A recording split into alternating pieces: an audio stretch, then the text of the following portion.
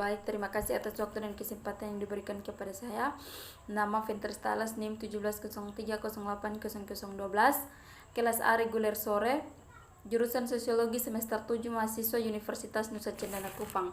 Baik, di video kali ini saya akan memenuhi salah satu tugas mata kuliah Sosiologi Terapan, yaitu untuk mereview buku review yang ke-16 yang berjudul tentang teknologi dan privasi di era informasi. Baik, kita akan masuk dalam penjelasannya.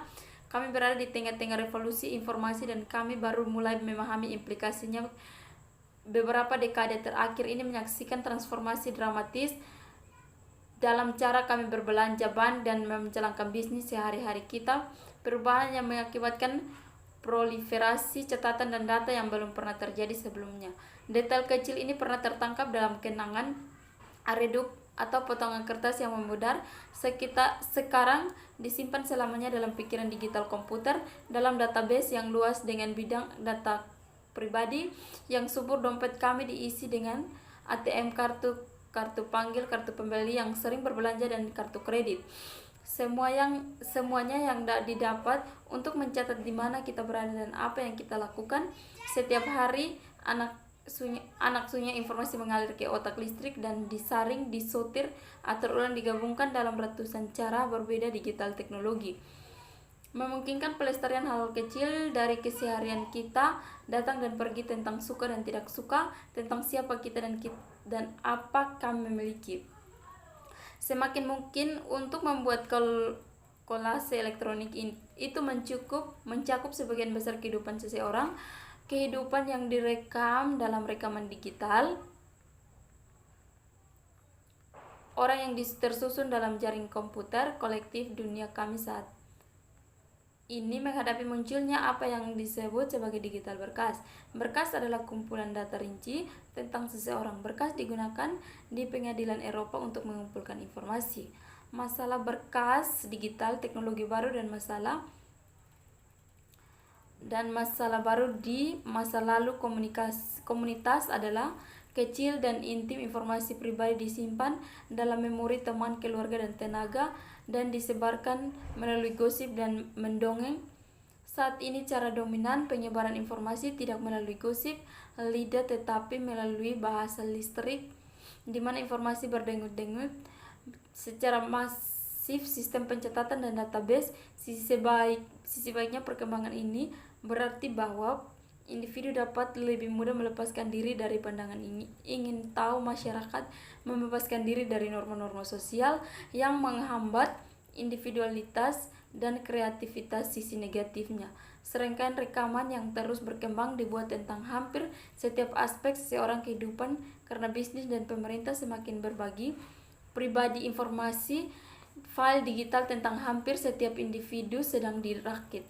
Ini menimbulkan kekhawatiran serius. Informasi dikumpulkan tentang kami telah menjadi sangat luas dan digunakan dengan cara seperti itu sangat mempengaruhi kehidupan kita, padahal kita tahu sedikit tentang bagaimana pribadi dan informasi kita sedang digunakan, dan kami tidak memiliki kekuatan untuk berbuat banyak tentangnya.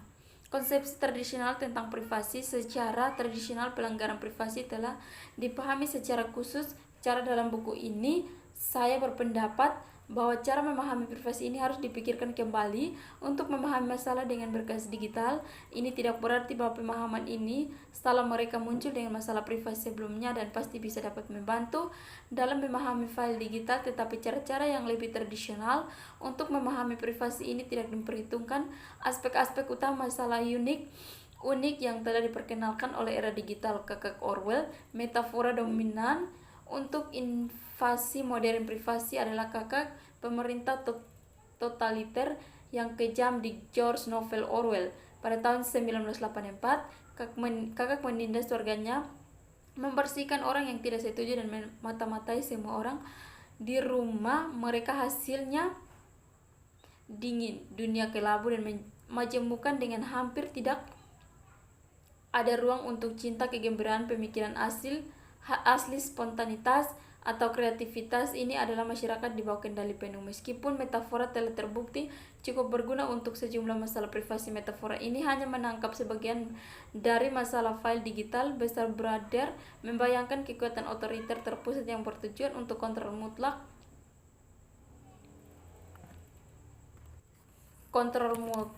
tetapi dokumen digital dibangun oleh bisnis, tidak dikendalikan oleh kekuatan pusat.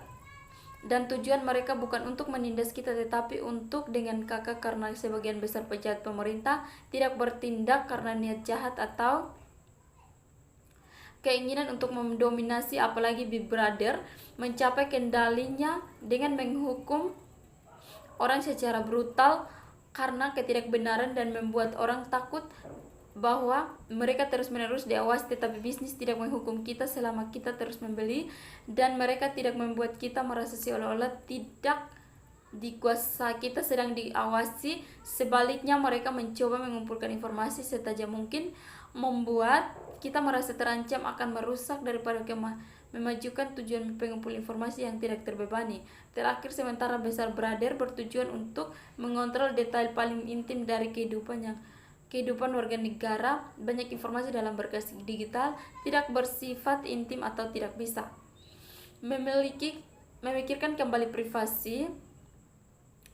Berkas digital menimbulkan masalah yang signifikan, dan untuk yang lebih lengkap memahami masalah ini, saya beralih ke metafora lain. Franz, penggambaran Kafka tentang birokrasi dalam The Real Chronic, novel Kafka, mimpi buruk nyata dari seseorang yang secara tak terduga diberitahu tentang itu dia ditahan tetapi tidak diberi alasan mengapa pengadilan birokrasi menyimpan dokumen tentang dia, tetapi dia tidak memiliki akses ke informasi ini. Sepanjang sisa novel, protagonis berusaha mati-matian untuk mencari tahu mengapa pengadilan tertarik pada hidupnya, tetapi pencarian tidak ada. Harapan pengadilan terlalu klandestin dan labirin untuk sepenuhnya mengerti peta jalan untuk buku ini. Pada bagian 1, saya menjalani dokumen digital tentang individu yang ada dirakit melalui database, komputer, dan internet. Saya fokus terutama pada aktivitas bisnis, bab menelusuri sejarah masalah privasi berkembang yang dipicu oleh database komputer dan dunia maya. Dalam bab saya memeriksa cara-cara yang berlaku ini masalah privasi telah dikonseptualisasikan. Saya membahas predominan metafora Orwell dan mengapa itu harus dilengkapi metafora Kafka. Bab ini membahas mengapa hukum informasi privasi telah gagal untuk mengatasi masalah digital secara memadai. Bab menanggapi mereka yang berpendapat bahwa pasar sendiri atau dengan sedikit mengutak-atik dapat dengan tepat menangani masalah dalam bab ini. Saya berpendapat bahwa di luar seperangkat hak individu, melindungi privasi membutuhkan arsitektur yang mengatur jalannya. Sejarah database sektor swasta. Sejarah database sektor swasta, meskipun pemerintahan memainkan peran integran dalam pengembangan dosis masih informasi pribadi, terutama sejak awal Business segera mulai memainkan peran yang lebih besar, sementara kisar sektor publik yang mengangkut pencarian efisiensi pengaturan kisar sektor swasta melibatkan uang dan pemasaran. Jauh sebelum kebangkitan kampanye periklanan nasional, ada hubungan pribadi antar perdagangan dan pedagang lokal tinggal di sebelah pelanggan mereka, belajar tentang kehidupan mereka dari keberadaan mereka bersama di masyarakat Kemantan Tenda Besar. Pemasaran dilakukan secara lokal oleh penjual keledai di jalan atau penjaga toko di sudut pemasaran massal yang dimulai pada 9 abad ke-7 dan berkembang di abad ke-20, mengubah sifat penjualan dari persuasi pribadi-pribadi hingga kampanye periklanan skala besar yang dirancang untuk konsumen Amerika yang tak berwajah. Pemasaran massal mengkonsumsi kekayaan luas dan hanya sebagian kecil dari jutaan orang yang terpapar iklan yang akan membeli produk atau layanan. Segera pemasar menemukan kekuatan bentuk baru pemasaran yang ditargetkan. Pemasaran idenya adalah untuk mencari tahu orang mana yang paling mungkin untuk mengkonsumsi suatu produk dan memfokuskan iklan pada mereka. Informasi dunia maya dan pribadi, cyberspace adalah perbatasan baru untuk pengumpulan informasi pribadi, dan kekuatan hanya mulai eksploitasi internet dengan cepat menjadi pusat pasar informasi pribadi karena telah membuat penjelajahan dan pembelian data jauh lebih mudah situs web fokus Amerika Serikat.